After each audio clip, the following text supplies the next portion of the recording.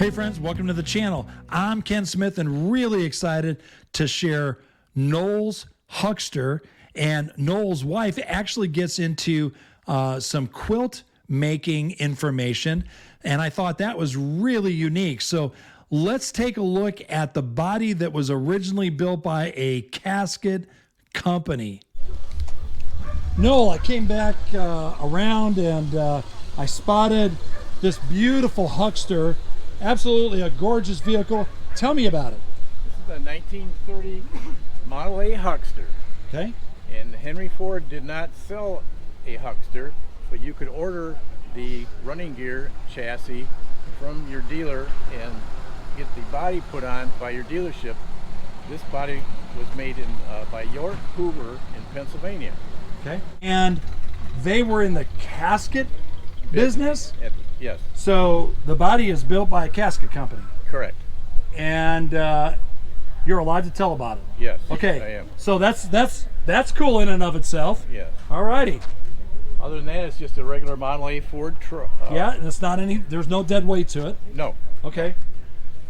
And they were used for hucksters to go out to the road to sell their vegetables or wares or take it to the market. So this is this the original body that's on it? Yes. You did not build this. This is the original body. Yes. Okay, that's way cool, because most of the Hucksters that I've seen have been built from either a cannibalized vehicle or from other parts, and they built this. But this is original. The body, the sheet metal parts are original. Uh-huh. This is a remake of the wooden body. Right. And that was made by a gentleman in Holland, Michigan. Gotcha. Okay. But it originally came as the wood body that you see here. Yes. Okay. All right. So tell me a little bit about the body itself. Now I noticed that this has crank windows. Yes, it does. Okay. Which is... That's kind of unique, isn't it? They had crank windows in Model A's. Okay. And same mechanism, just built inside the door. So same window regulator. Yes. Okay. All right. I saw another Huckster here yesterday that the guy had built the body, and the window actually just slid up and down, had like little pegs on it. So that was kind of unique too. But I did see the window crank, and then that's why I asked. Also, what about these curtains? These are just a side curtain. Okay. For foul weather that roll up. Okay. And to protect what you were taking to town. Okay. And of course, these are vinyl. They would have been canvas in the day. Okay. This is how this was built. And it looks like they just kind of like snap right through. Yes. Through these rings right there. Yeah. The old lift-a-dot snap. Gotcha. Okay. Yeah. All right. And then, so let's talk about what you got in the back side here. Okay. I spotted, look like some active roosters, maybe? Yes. So A chicken crate. Chicken crates. And this is a Humpty Dumpty egg carton. Oh my goodness, that is wild. Made by the Humpty Dumpty crate company. So that's not something you made. That's original. That's an original egg crate. Well, that's pretty cool. I also hear some sound effects. So these guys are actually communicating. How cool is that? Well, that's sound recording from our actual chickens. Really? Yeah. Okay, so your actual chicken sound recordings inside the chickens. Yeah. That's pretty cool. And so, this crate, is this actually a chicken crate? Yes. Okay. And is that an original chicken crate as well?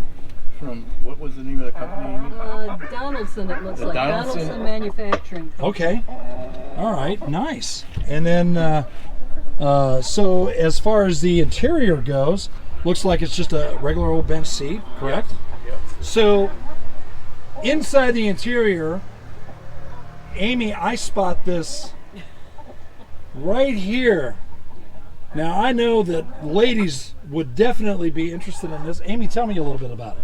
Well, the story behind this quilt is this was started by my grandmother back in the 1930s. Okay. And when my mother came along, well, life happens and you don't have time to do things anymore. So she Right. put it away in a closet and kept it, fortunately.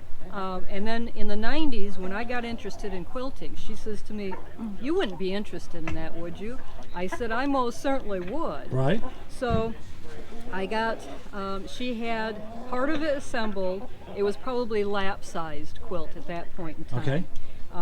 And then she had several blocks that were finished, and then she had some fabric. Right. So I took what she had, made blocks from as much of the fabric as I could, and when I ran out, I started getting reproduction fabrics. So when you look closely at it, there are some blocks that are original, something that she would have done. Okay. So, like, is this an original This block? would have been an original block Okay. that she would have done. Alrighty. And then this would have been a block actually that was made from her fabric that I did. Okay. And then you've got right here, this is actually reproduction fabric right Okay. here. Wow. So I finally finished it 80 years after she started it. Amazing. And now it's on our bed except when it goes to shows like this. Right. But we presented as part of the idea back in the 30s, women would sell their eggs Right. to help make money for the household. And a lot of times the extra money they would use to buy fabric to either make clothing or to make quilts like this. Sure. So they called them Egg Money Quilts. And so this kind of represents an Egg Money quilt. Wow, that's amazing. I never heard of that, so that's really cool. Amy, Noel, thank you so much for just spending a few moments and sharing your vehicle and your quilt with us. I really greatly appreciate it. You're welcome. Hey friends, I hope you enjoyed hearing about Noel's Huckster and learning maybe a little bit about quilting. I know I didn't know that, so it was kind of very unique information that I got to learn as well too. So that all being said, hey, give us a like and subscribe, super important to us, but more than anything else, be blessed.